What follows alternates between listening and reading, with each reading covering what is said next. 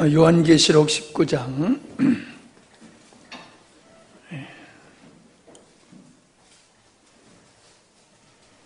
요한복음 19장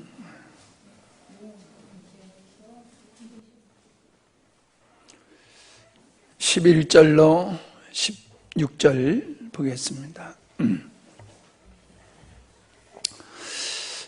또 내가 하늘이 열린 것을 보니 보라 백마와 그것을 탄 자가 있으니 그 이름은 충실과 진실이라. 그가 공의로 심판하며 싸우더라.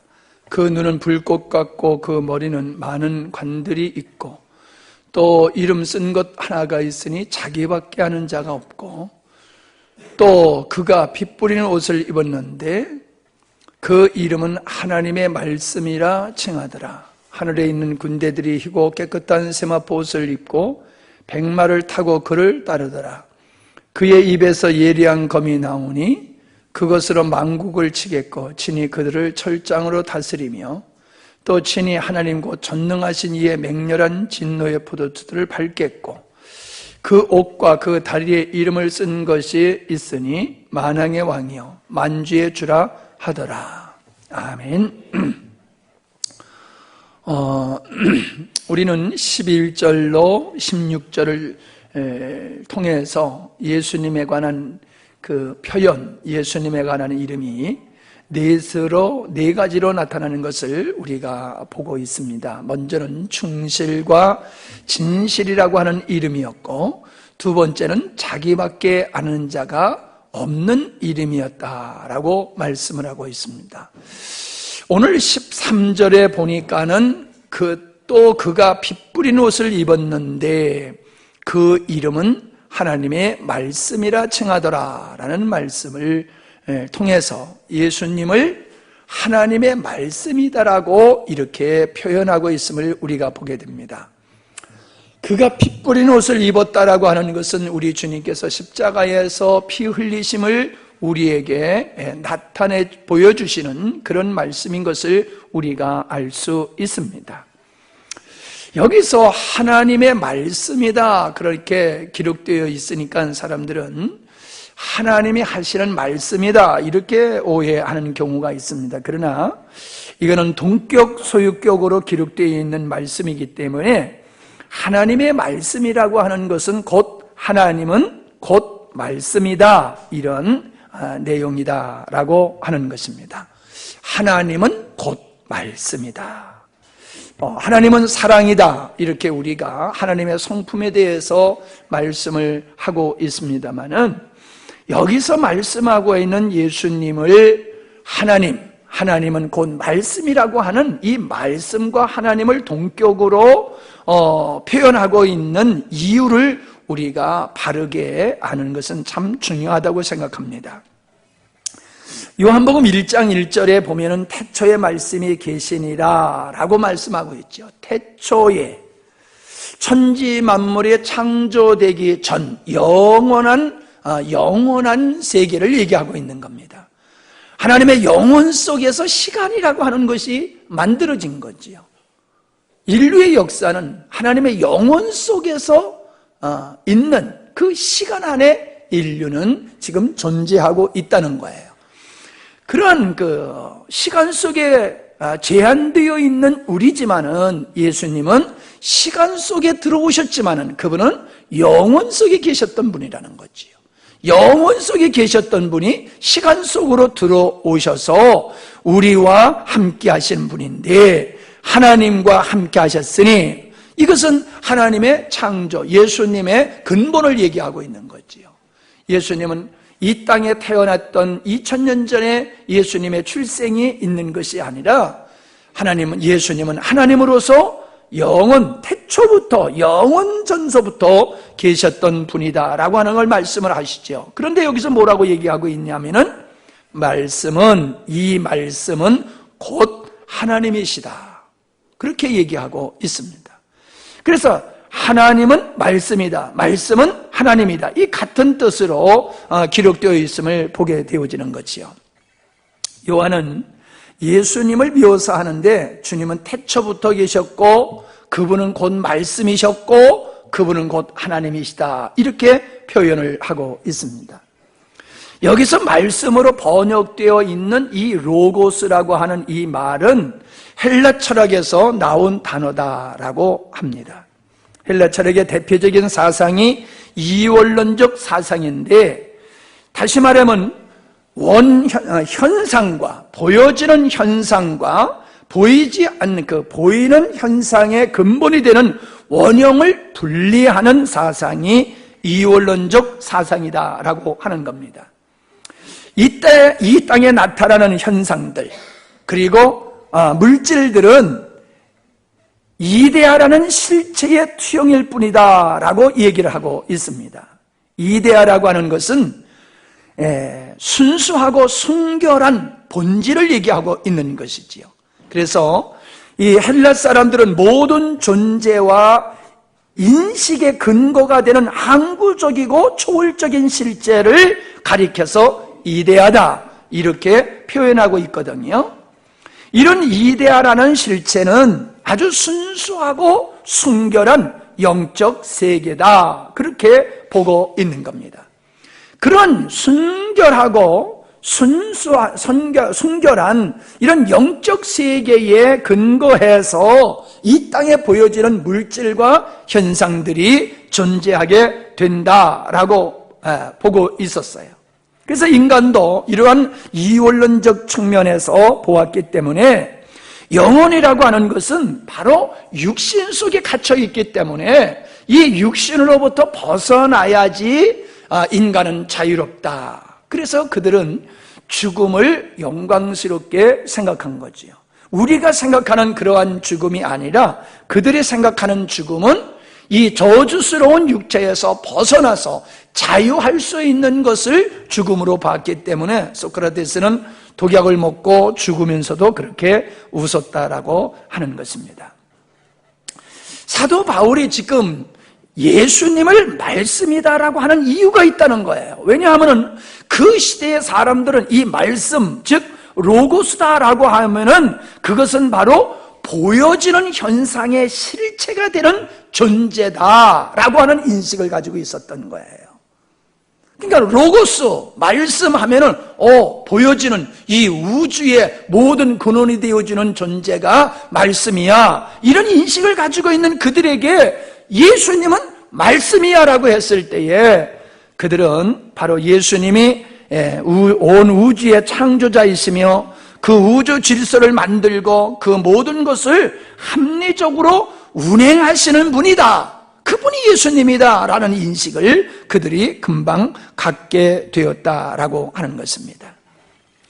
그런데 1장 14절에 보니까는 말씀이 육신이 되어 우리 가운데 거하심에 라는 말씀을 하면서 그 말씀이신, 모든 우주의 근본이 되어주시는 그 말씀이신 그분이 인간의 더럽고 추한 육체를 입고 이 땅에 오셨는데, 그분은 우리가 보는 그러한 육적인 존재가 아니라 그분은 곧 하나님이신 분이다 라고 하는 것을 14절에서 이야기를 하고 있는 겁니다. 그래서 빛이신 예수님이 이 땅에 어둠에 왔지만은 어두움이 빛을 알지 못하는 거로 예수님을 영접지 않았다. 그러나 하나님을 영접하는 자, 곧 그 이름을 믿는 자들에게는 하나님의 자녀가 되는 권세를 주시는 이 은혜는 바로 하나님의 은혜로 되는 것이다 라고 하는 것을 사도 요한은 말씀을 하고 있는 것이지요. 그래서 예수님은 말씀이시다, 모든 것에 근원 되어주시는 이데아가 되어주시는 분이시고, 그러한 그분이 하나님의 뜻을 이루기 위해서 이 땅에 오신 분이 바로 예수님이다 라고 하는 것을 사도 요한은 요한복음에서 말씀을 하고 있는 것이지요. 그러니까 요한계시록에 하나님은 말씀이다라고 하는 것과 연관되어 있다는 거예요. 근데 요한일서도, 요한일서, 2서, 3서도 사도 요한이 쓴 것이거든요. 거기 요한일서 1장 1절에 보면은 또 이런 말씀이 있어요. 태초부터 있는 생명의 말씀에 관하여는, 태초부터 있었던 생명의 말씀이다. 말씀이신 예수님을 여기서는 생명의 말씀이다, 그렇게 표현을 하고 있음을 보게 되어집니다.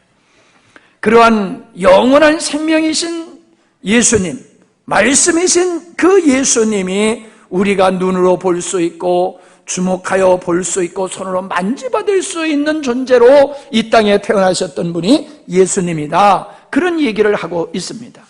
근데 이게 굉장히 중요한 겁니다. 태초에 계셨던 말씀이신 예수님이 사람의 몸을 입고 이 땅에 오셨다라고 하는 것을 사도 요한이 강조하고 있는 이유가 있습니다. 그 이유를 우리는 요한계시록 9장 속에 나타난 말씀이신 하나님이라고 하는 이 말씀 속에서 사도 요한이 왜 그런 말씀을 하고 있는지를 우리가 발견해내야 될 것 같습니다. 자, 창세기 1장 1절과 요한복음 1장 1절을 우리가 비교해 보면은, 창세기 1장 1절에는 태초에 하나님이 천지를 창조하시니라. 그래서 시간의 시작 기점에서 하나님이 천지 만물을 창조하셨다라고 하는 것을 선포하고 있거든요. 그런데 하나님이 천지 만물을 창조하실 때에 어떻게 창조했느냐 하면 말씀으로 창조하셨다, 그렇게 말씀하고 있지요. 가라사대라고 그렇게 말하고 있지 않습니까? 그 가라사대라고 하는 것이 바로 로고스라고 하는 거예요. 근데 보십시오. 골로새서 1장 16절로 17절을 보면은 예수님이 창조주로 기록되어 있음을 보게 됩니다. 만물이 그에게 창조되되 하늘과 땅에 보이는 것들과 보이지 않는 것들과 혹은 보좌들이나 주관들이나 정사들이나 권세들이나 만물이 다 그로 말미암아 그를 위하여 창조되었다. 또한 그가 만물보다 먼저 계시고 만물이 그 안에서 함께 섰느니라, 지어졌다라고 얘기를 하고 있습니다. 예수님은 만물이 있기 전에 존재하셨고 태초에 계셨고 그분으로 말미암아 천지 만물, 보이는 것과 보이지 않는 모든 세계가 창조되었다라고 말씀하고 있습니다. 그러니까 하나님께서 창세기에 나오는 가라사대라고 하는 이 말씀이나 요한복음 1장 1절에 나오는 말씀이나 요한일서 1장 1절에 나오는 말씀이나 골로새서 1장 16절에 나오는 이 창조주이신 예수님에 대한 말씀이나 동일하다는 거예요. 그러니까 하나님이 말씀으로 천지를 창조하셨다라고 하는 것은 우리가 말하는 그냥 한국말로 영어로 일본어로 그렇게 방언으로 말씀하셨다는 게 아니라는 거예요. 기록상을 보면은 있어라 라고 명령하니까는 있었다라고 하지만은 사도 요한이 기록한 말씀을 볼 때에는 그 있으라, 가라사대라고 하는 것이 바로 예수님을 통해서 이 창조의 역사가 이루어졌다라고 하는 것을 우리가 볼 수가 있는 거지요. 그러니까 창세기에 나오는 가라사대라고 하는 이 말씀이라고 하는 것은 곧 하나님의 뜻과 능력이 예수 그리스도 안에 있었고 예수 그리스도를 통하여 그 하나님의 뜻이 창조로 나타나게 되었고 그 창조 속에 있는 하나님의 창조의 의도가 예수의 십자가를 통하여서 하나님의 뜻이 수행되었고 창세기 19장에 와서는 그런 하나님의 영원한 뜻이 말씀이신 예수님을 통하여 완성되어지는 것을 우리에게 보여주고 있는 것입니다. 그러니까 우리는 하나님의 천지 만물을 창조하신 이 창조 역사, 인간을 만드시고 인간에게 생육하고 번성하고 다스리고 땅에 충만하라라고 하는 이 말씀의 의미는 그냥 인간이 이 땅에서 번성하고 살려는 것이 아니라 바로 인간이 예수 그리스도를 통해서 이루어질 하나님의 나라에 대한 예언된 말씀이다 라고 하는 것을 우리가 알 수가 있는 것이지요. 하나님은 예수님을 통해서 첫 창조를 이루셨고 예수님의 십자가 부활을 통하여서 그 창조 속에 숨겨져 있는 그 모형의 실체인 바로 새로운 피조물, 하나님의 백성들을 예수님은 십자가의 죽으심과 부활을 통하여 이루셨을 뿐만 아니라 그분은 그리스도 안에서 구원받은 하나님의 백성들을 통하여서 새 하늘과 새 땅이라고 하는 하나님의 궁극적인 그 하나님의 나라를 이루어 가실 분이다 라고 하는 것이 담겨져 있는 것이 하나님은 말씀이다 라고 하는 속에 있다는 거예요. 그래서 우리가 말씀이라고 하는 것을 생각할 때에 그냥 기록된 말씀만을 생각하면 안 돼요. 그 말씀으로 천지를 창조하셨다는 그 말씀이 곧 예수님을 가리키는 것과 같이 우리는 이 성경을 그냥 문자적으로만 읽어가지고는 생명이 될 수가 없는 거예요. 말씀이신 예수님, 이 말씀을 기록하신 그 생명의 말씀 되어주시는 그 예수님을 우리는 이 성경을 통하여서 그분이 말씀하신 이 성경을 통하여 생명의 말씀이신 그 예수님을 만나야 되고 그 예수님의 음성을 들어야 되고 그분이 깨닫게 하시는 영적인 진리를 우리가 깨달을 때에 참다운 그리스도인이 될 수 있음을 믿으시기를 바랍니다. 말씀이 우리 가운데서 역사한다는 것은 실질적으로 주님이 우리 가운데서 역사하신다는 거예요. 하나님의 말씀을 듣는다라고 하는 것은 주님을 듣는 거예요. 주님을 받는 거예요. 여러분이 그 말씀을 들으면서 그 말씀의 실체이신 로고스 되시는 그 주님을 만나고 그분의 깨닫게 하시는 은혜를 입고 그분으로 여러분이 무장되고 충만된 자리로 나가지 아니하면은 기독교인이라는 탈을 쓰고는 있지만은 그리스도인으로서의 삶은 세상을 이겨내고 하나님의 뜻을 이뤄내는 이런 그리스도인은 될 수가 없다는 거예요. 제가 이런 것을 강조를 하는 것을 여러분이 어떻게 인식을 하실지는 모르겠지만은 제가 목회를 하면서 지금까지 쭉 지켜보면서 경험대에서 느껴지는 것이 뭐냐 하면은 바로 그거예요. 말씀을 통해서 말씀이신 예수님을 만나지 못하면은 그 사람은 그냥 기독교 종교인에 지나지 않아요. 종교인은 그리스도인이 아닙니다. 기독교인이라고 하는 이 종교인은 진짜 그리스도인이 아니에요. 그리스도인은 기록된 말씀을 통하여 참 생명이신 말씀이신 예수님을 만나고 그 말씀이신 예수님과의 관계가 이루어지고 그 말씀이신 그분께서 우리를 인도하심을 따라 살아야 되고 우리의 삶의 목적이 아버지 뜻을 이루신 말씀이신 예수님과 같이 우리가 아버지 뜻을 이루어 나가는 일을 우리의 인생의 목표로 삼고 살지 아니하면은 그거는 그리스도인이라고 하는 종교인에 지나지 않아요. 참다운 그리스도인은 말씀에 붙들려 사는 사람이다 라고 하는 것을 여러분이 깊이 인식하시기를 바랍니다. 제가 볼 때는요, 교회 안에 그리스도인이라고 하는 탈을 쓴 불신자들이 교회 안에 얼마나 많은지 모릅니다. 그들이 교회 안에서 열심을 내서 헌신을 하고 봉사를 하고 헌금을 하고 예배를 섬기고 있지만은 실질적으로는 그들이 생명이신 말씀에 붙들려서 살지 아니하고 그분을 통해서 자기의 욕망을 이루려고 하는 이러한 그리스도인들이 교회 안에 얼마나 많은지 몰라요. 자기도 속고 남도 속이는 거예요. 자기도 그게 바른 신앙인 줄 알고 그래서 바른 신앙생활하고 있는 자기로 착각해요. 사실은 아닌데. 그리고 많은 사람도 그렇게 교회 안에서 열심히 있는 사람을 진짜 그리스도인으로 착각하기가 쉽다는 거예요. 아닙니다, 여러분. 우리는 예수님으로부터 이 땅에서 원하는 것을 하나도 얻어내지 못한다 할지라도 우리는 그분을 주인으로 삼고 그분이 인도하는 대로 악얼골짝이라도 그분이 인도하면은 따라가겠다라고 하는 이런 결단과 믿음을 가지고 사는 사람이 참다운 그리스도인인 것을 믿으시기를 바랍니다. 그게 그리스도인이에요. 그러니까 참다운 그리스도인은 많지를 않아요. 교회 안에 참다운 그리스도인 내가 봤을 땐 10%도 안 될 것 같아요.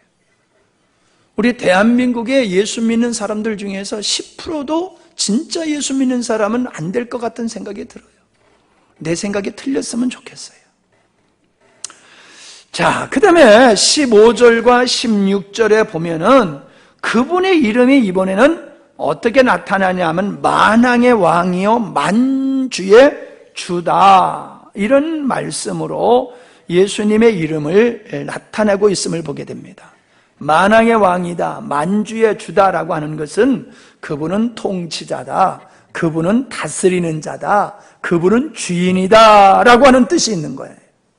그러니까 예수님은 만왕의 왕으로서 온 인류의 머리가 되시고 온 인류를 다스리고 통치하시며 그의 주인 되시는 분이 바로 예수님이다 라고 하는 것을 우리에게 보여주고 있는 것이에요. 여러분, 예수님은 우리의 구세주다라고만 대답하면은 그건 건강한 신앙이 될 수가 없어요. 예수님을 구세주로 영접하는 것은 내가 구원받아야 되는 길이 예수님이라고 하니까는 그냥 어쩔 수 없이 받아들여요, 사람들이. 그리고 예수님을 구세주로 영접하는 데 있어서 지불할 대가가 아무것도 없습니다. 예수님이 나의 구세주다라고 하는 것을 받아들이는데 내가 지불할 대가가 뭐가 있습니까? 그냥 믿기만 하면 되는 건데요. 인정만 하면 되는 건데요. 그러니까 사람들이 쉽게 예수님은 나의 구세주다라고 얘기를 해요. 그러나 예수님이 나를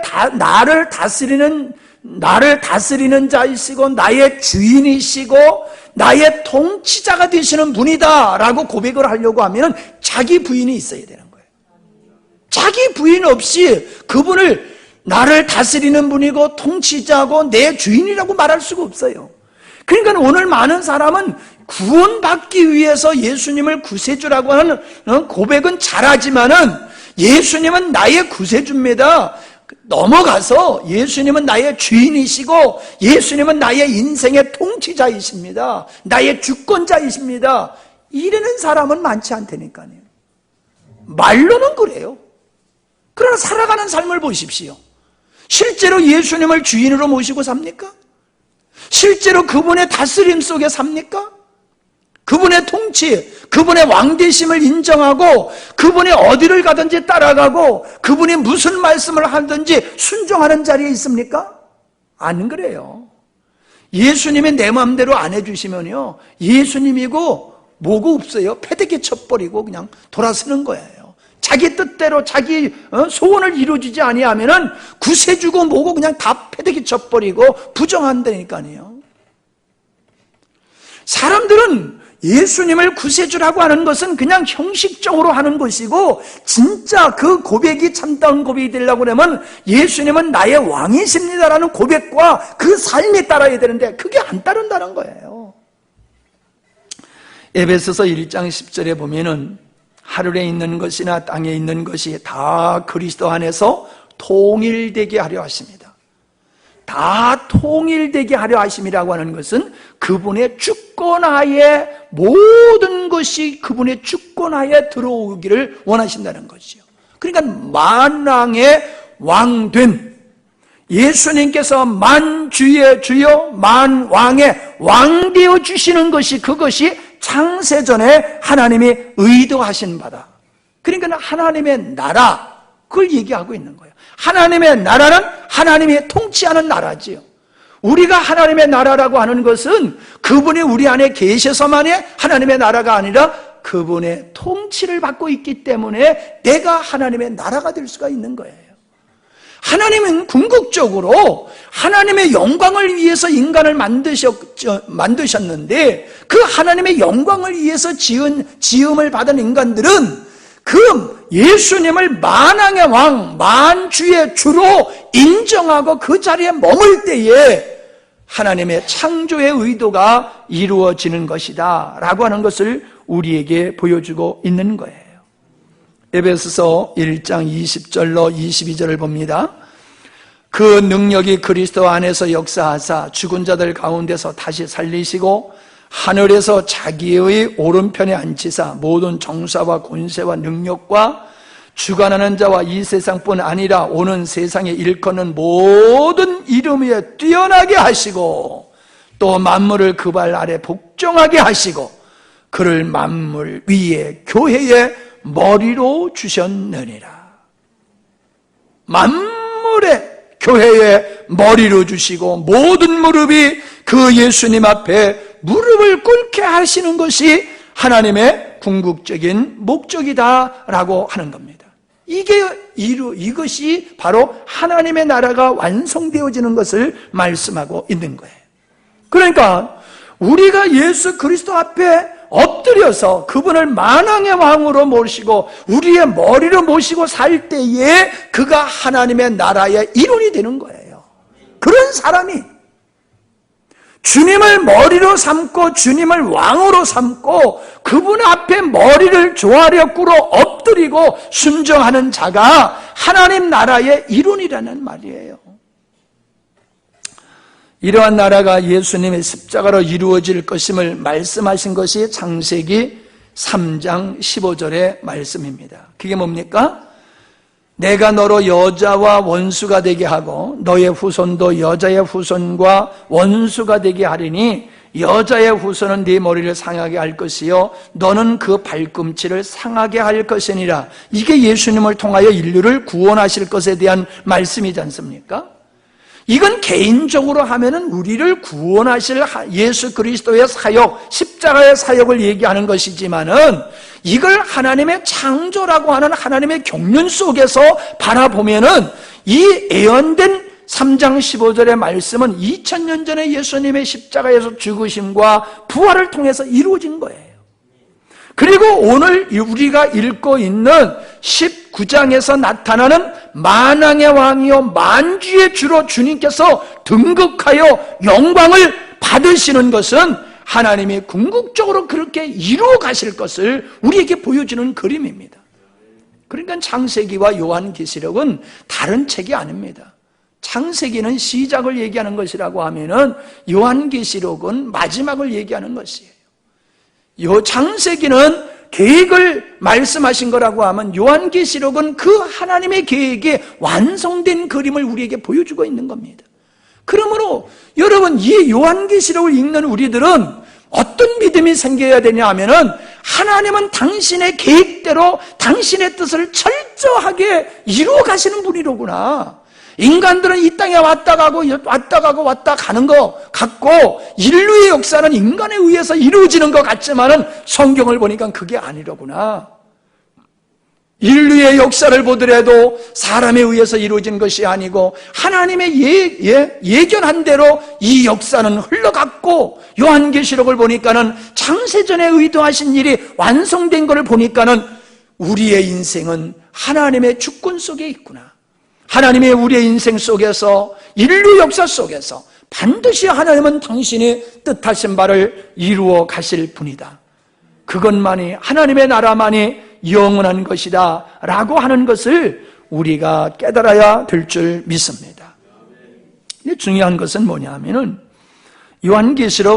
골로새서 1장 13절로 15절의 말씀에 보면은 골로새서 1장 13절로 15절을 보면은 그가 우리를 흑암의 권세에서 건져내사 그의 사랑의 아들의 나라로 옮기셨으니. 자, 우리가 어떤 존재냐? 흑암에 속했던 자인데 우리를 빛의 생명의 아들이신 예수 그리스도 나라로 옮기셨다라고 얘기를 하고 있습니다. 구원이라고 하는 것은 과거, 현재, 미래형으로 되어 있다라고 말씀을 드렸지요. 그러니까 예수님께서 우리를 위해서 십자가를 지시는 그 순간 우리는 현재 우리는 흑암에서 벗어나 생명이신 빛이신 주님의 아들의 나라, 하나님께서 궁극적으로 원하시는 창세전에 의도하신 그 하나님의 나라 안에 우리는 들어와 있다는 거예요. 여러분, 죽으면은 천국 갈 거야, 이런 유치원의 수준의 그런 그 말씀을 가지고 여러분이 신앙생활하면 안 됩니다. 우리는 이미 죽어 천국 갈 사람들은 이 땅에서 하나님의 나라의 일원이 되어서 그 하나님 나라에서 왕같은 제사장의 삶을 살게 하신 것이 하나님이시라는 거예요. 그것이 교회 시대라는 거예요.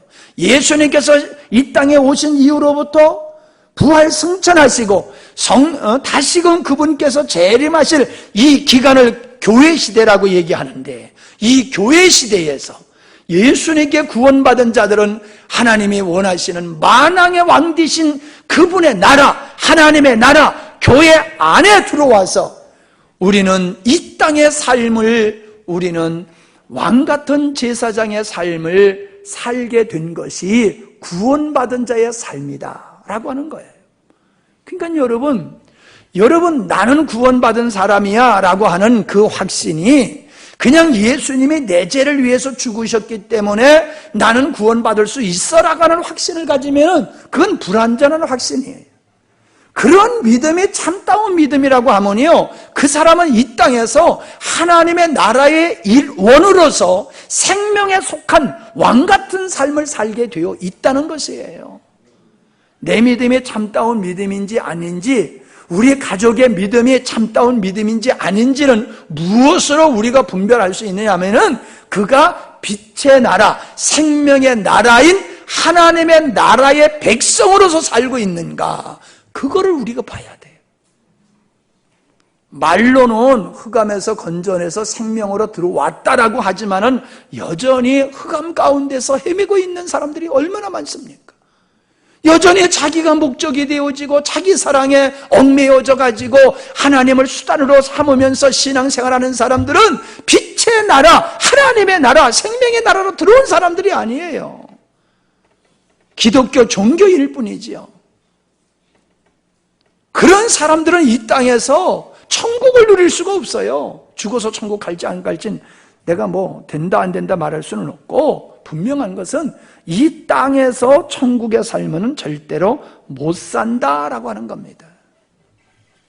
우리는 하나님의 나라의 백성이 되어서 우리는 하나님과 같은 그런 왕 같은 삶을 산다는 거예요.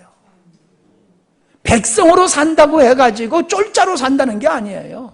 하나님 나라의 한 일원이라고 하는 것은 그리스도의 영광에 참여하여 그리스도의 몸된 지체로서 그 머리 대신 그분의 영광을 함께 누리고 그분이 우리에게 보여준 하나님 백성의 삶의 원리를 살아내는 것이 성도의 삶이다라는 거예요. 왕같은 제사장 하니까는 능력과 권세를 향하고 질병도 없고 고통도 없고 슬픔도 없는, 그리고 내가 원하는 대로 출세하고 성공하는 삶을 사는 것이 하나님 나라, 빛의 나라, 백성의 삶이라고 생각하면 오산이에요. 그건 아니에요. 정말로 만왕의 왕이신 우리 주님이 이 땅에 오셔서, 우리의 왕이신 주님이 이 땅에 오셔서 우리에게 보여준 그 왕의 삶이 어떤 삶입니까? 우리의 왕이신 예수님이 이 땅에 오셔서 사신 예수님의 삶이 어떤 삶입니까, 여러분? 그게 세상에 권세 있는 왕 같은 모습으로 예수님이 사셨습니까? 아니잖아요. 예수님은 도리어 아주 초라한 모습으로 사셨잖아요. 보라, 하나님의 어린 양이로다. 어린 양과 같은, 연한 순과 같은, 흠모할 것이 하나도 없는 그런 초라한 모습으로 예수님이 사셨잖아요. 예수님이 이 땅에서 얼마나 무시와 천대와 모욕을 당하셨습니까? 예수님이 예루살렘에 입성하실 때 말 타고 들어간 것이 아니라 짐을 싣고 다니는 나귀를 타고 들어가셨다는 거 아닙니까? 우리 주님께서, 만왕의 왕 되신 우리 주님께서 마지막에 우리에게 보여주신 모습이 무엇입니까? 십자가를 지시는 거지 않습니까? 죽어서 왕된 삶을 보여주시는 삶을 사신 분이 예수님이에요. 종과 같이 살고 죽음으로 하나님의 왕된 삶이 무엇인지를 우리에게 보여주고 성도의 삶의 원리가 무엇인지를 우리에게 보여주는 분이 바로 예수님이세요. 우리의 왕이신 그분은 우리가 원하는 대로 이 땅에서 정말로 그분 때문에 우리가 어깨에 힘주고 그렇게 살게 하시는 분이 아니에요. 우리가 잘 아는 대로 빌립보서 2장에 보면은 예수님은 하나님의 본체시지만은 하나님과 동등된 자리에 계시는 분이지만은 그분이 그것을 취하지 아니하시고 이 땅에 종의 형체를 가지고 오셨다고 그랬죠. 자기를 비워서 종의 형체를 가지고 이 땅에 오셨고 사람의 모양을 가지셨을 뿐만 아니라 자기를 낮추시는데 얼마까지 낮추셨느냐? 죽기까지 복종하셨다라고 말씀하고 있습니다. 이것이 우리의 왕이신 예수님이 우리의 삶 속에서 우리에게 보여주신 그리스도인의 삶의 원리를 나타내주고 있는 것입니다. 여러분, 우리가 하나님 나라의 백성이라고 하면은 우리의 삶은 바로 예수님과 같이 그렇게 자기를 비워서 다른 사람을 섬겨내는, 나를 죽여서 다른 사람을 살려내는 이런 삶을 사는 게 그리스도인이라는 거예요. 우리가 다른 사람을 짓밟고 다른 사람의 위에 올라서서 군림하는 것이 그리스도인의 왕 같은 삶이 아니라 다른 사람을 살려내고 다른 사람을 하나님의 말씀으로 만들어내는 이런 종의 삶을 사는 것이 우리 주님이 보여준 그리스도인의 삶의 원리라는 거예요. 고린도 후서 4장 5절에 보면은 우리가 우리를 전파하는 것이 아니라 오직 그리스도 예수의 주 되신 것과 또 우리를 위하여 예수를 위하여 우리가 너희의 종된 것을 전파함이니라. 뭘 전파해요? 누구의? 너희의 종된 것을 전파함이라. 너희의 종된 것을 전파함이라. 그게 성도의 삶이라는 거예요. 그리스도인의 삶의 원리라는 거예요. 어떤 모습으로? 종된 모습으로. 주님의 종된 모습, 형제의 종된 모습으로 살아가는 것이 그리스도인의 삶이다라고 하는 것을 우리에게 보여주고 있지 않습니까? 예수님은 주와 선생이 되셔서 제자들의 발을 씻기셨는데 발을 씻기시면서 하시는 말씀이 그거지 않습니까? 내가 너에게 행한 것 같이 너희도 행하게 하려 본을 보였노라. 발을 씻기는 일은요, 종들이 하는 일 중에서도요 가장 굴욕적이고 모욕적인 일이 발을 씻기는 일이라고 그래요. 그래서 히브리인들은 자기 민족이 내 종이 되었을 때에 자기 민족에게 발을 씻기는 일은 안 시켰대요. 이방인들 중에서 종으로 삼고 노예로 삼는 그들이 발을 씻기게 했지 같은 민족인 히브리인들이 발을 씻기게 하는 일은 안 시켰답니다. 그렇게 발을 씻기는 일은 종이 하는 일 중에서도 가장 굴욕적이고 부끄러운 일이라고 하는 거예요. 근데 주님이 주와 선생에 대해서 제자들을 발을 씻기시면서 너희들도 그렇게 너 자신을 부인하고 다른 사람의 종된 삶을 살아라 라고 하는 것을 우리에게 보여주고 계시다는 거예요. 여러분, 우리의 열심은 높아지려고 하는 열심이 있는 게 아니에요. 우리의 목표는 성공하고 출세하는 데 있는 게 아니에요. 개인적으로 그분을 이름을 드러내서 좀 어떨지 모르겠습니다만은 지금 우리 온 나라가 지금 성완종 씨 때문에 아주 나라가 지금 그냥 쑥대밭이잖아요. 근데 어저께요 제가 뉴스를 이게 보면서요 새로운 걸 들었어요. 그분이 장로지요. 근데 어떤 스님하고 그 스님을 정신적인 스승으로 모시고 자기가 어려울 때에 그분을 올라오라고 그래가지고 그분과 함께 점 보러 갔대요. 점 치고 갔대요. 그러니까 거기 앵커들도요, 장로라는 사람이 스님하고 점 치러 갔다, 이게 말이 되느냐? 아니, 그거 안 믿는 사람도 그런 얘기를 해요. 장로라는 사람이 어떻게 스님을 인생의 스승으로 모시고 그분하고 함께 점 치러 갔냐? 이게 점쟁이도 또 등장해가지고 또 한마디 하더라고요. 아이고. 여러분, 지금 뭡니까? 그분이 어떤 분이에요? 기업을 하면서 정치에 입문하기를 위해서 그 양반이 그렇게 로비를 많이 했다는 거 아니에요? 그냥 기업을 살리는데도 정치인들의 힘으로, 자기가 또 정치를 하고 싶어가지고 권력자들한테 끊임없이 그냥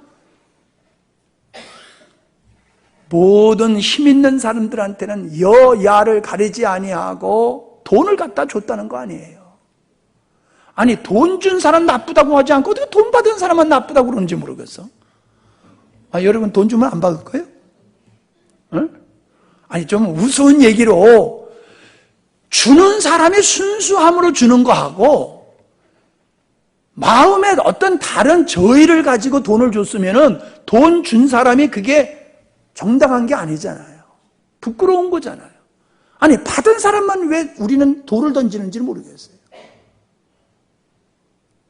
나는 장로라고 하는 사람이 세상에 스님을 인생의 멘토자로 삼고 그 스님하고 점치러 돌아다니는 꼴을 생각하니까 이게 우리 대한민국의 수준이요. 이게 우리 대한민국의 오직 자기 목적을 이루기 위해서는 스님도 좋고 목사님도 좋고 하나님도 좋고 부처님도 좋고 다 좋은 거야. 그게 무슨 그리스도인이요? 그게 무슨 장로예요? 참, 종된 삶을 살려고 그렇게 애를 썼습니까, 그분이? 종된 자리에 쓰려고 그런 게 아니에요. 종된 자리에. 장로가 돼가지고 종된 삶을 살려고 그렇게 돈을 뿌리고 댕긴 게 아니에요. 그 양반이 장학금을 많이 줘서 아주 그냥 훌륭한 분이라고 또 어떤 사람은 막 그러대. 나는 그냥 아무리 봐도 그 장학금을 준 그 목적도 그게 자기를 위해서 자기 편들어주고 자기 꼬복 노릇할 사람 만들어내느라고 그게 하는 것이고 자기를 위장하기 위한 것이지 그게 정말로 힘들고 어려운 사람들 인재를 만들기 위해서 장학금을 줬을까? 그런 의문이 생겨요. 장로직을 똑바로 했으면 내가 믿어줄 텐데 믿음이 안 가요. 믿음이 안 가요. 이 종이라고 하는 것은요, 날 때부터 종이 있는 사람도 있지만은 대부분의 로마의 종은, 노예들은요, 전쟁에서 그 지역에서 왕족들과 귀족들을 잡아다가 종으로 노예로 삼았다고 그래요. 그러니까 로마 시대에 로마에서 노예 생활을 하는 사람들은 근본 출신이 뭐예요? 왕족이에요. 귀족이에요, 그 사람들이. 근데 전쟁에서 패해가지고 지금 노예로 끌려온 거예요. 그러니 여러분, 처음서부터 노예로 태어났으면 노예 생활하기가 쉽겠지요. 그지요? 그런데 왕족으로 살다가 귀족으로 살다가 지금 갑자기 내가 종이 노예가 돼버렸어요.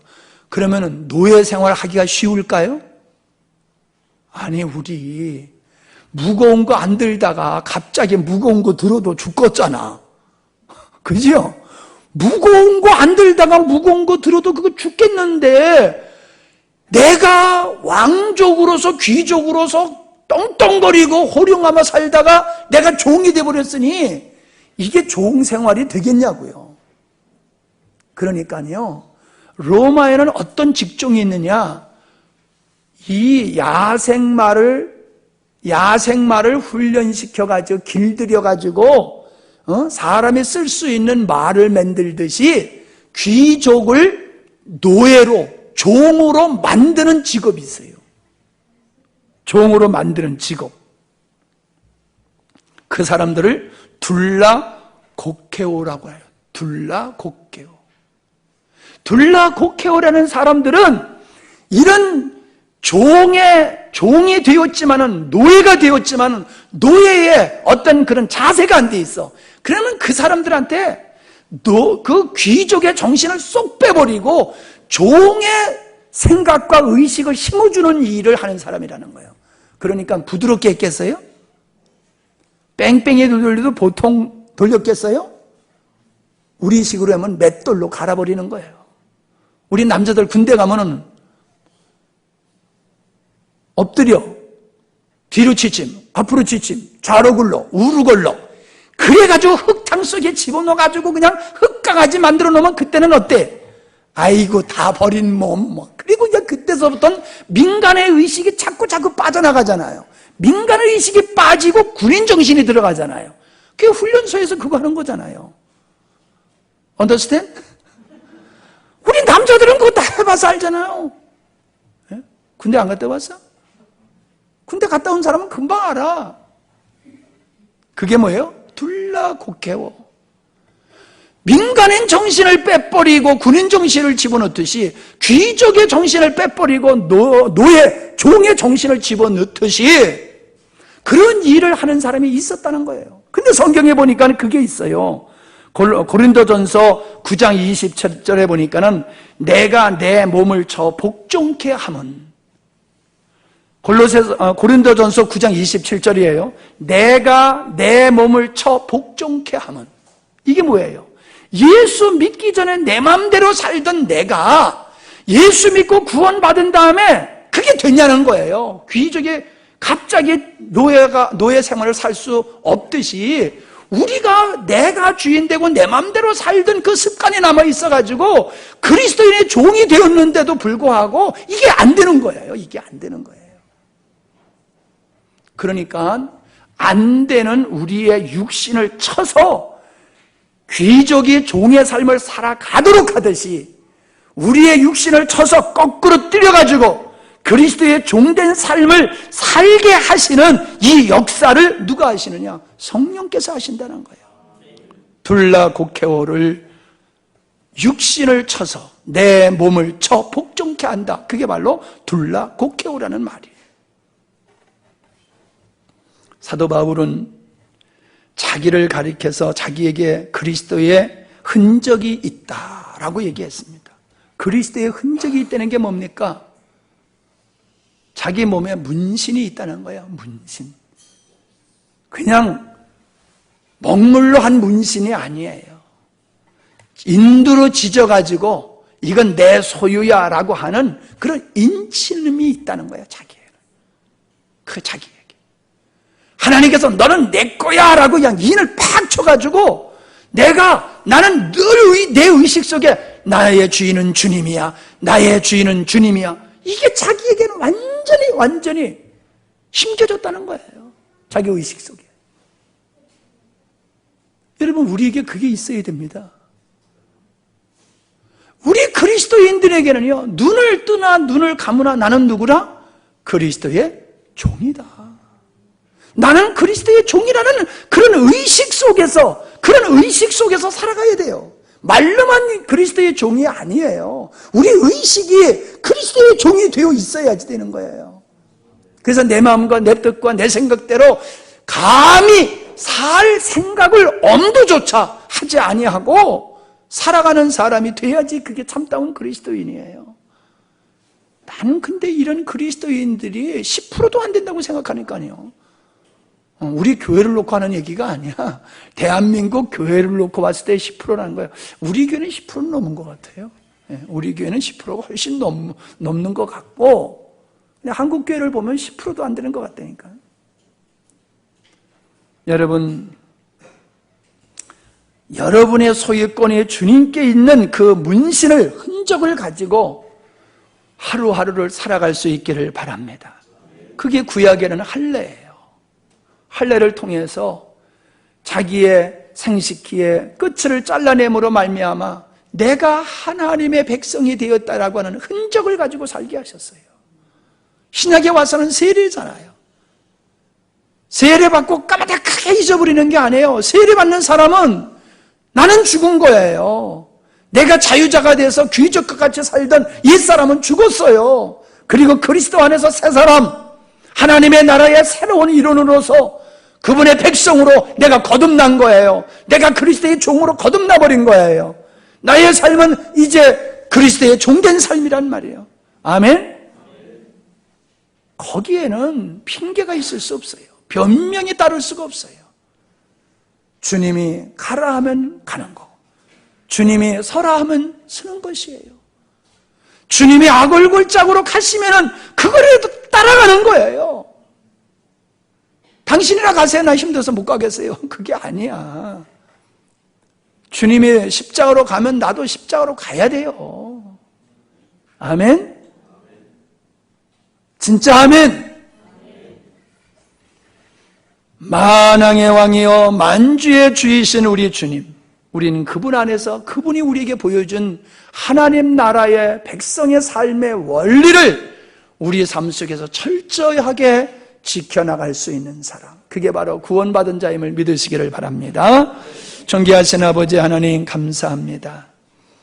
예수님의 이름이 만왕의 왕이셨습니다. 예수님은 하나님 곧 말씀이라고 하셨습니다. 그분의 이름 속에 우리 주님이 어떠한 분이시며 우리 주님이 창세전에 의도하신 아버지의 뜻을 어떻게 이루어 가시는 것인가를 살펴보게 하신 주님, 바울이 말한 나는 그리스도의 종이다. 아버지 하나님, 둘라 국회어가 우리 속에서 이루어지게 해주시어서 우리 스스로를 목적으로 삼지 않게 하시고 종된 모습으로 하루하루를 순종하며 살아가는 저희들이 되게 해 주시옵소서. 예수님의 이름으로 기도하옵나이다. 아멘.